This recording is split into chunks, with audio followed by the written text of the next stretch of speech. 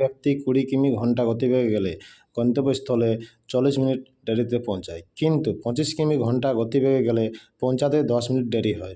কোন সময়ে গেলে সঠিক সময়ে পৌঁছাবে? তাহলে এইসব অঙ্ক 10 সেকেন্ড বের করার নিয়ম হচ্ছে কি, আগে গতিবেগগুলোর লসাগু, গতিবেগগুলোর লসাগু কত আছে? 20 আর 25 লসাগু হচ্ছে 100। তাহলে হচ্ছে এটার দূরত্ব।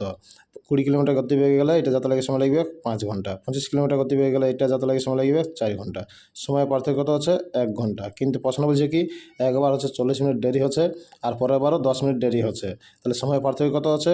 29 মিনিট।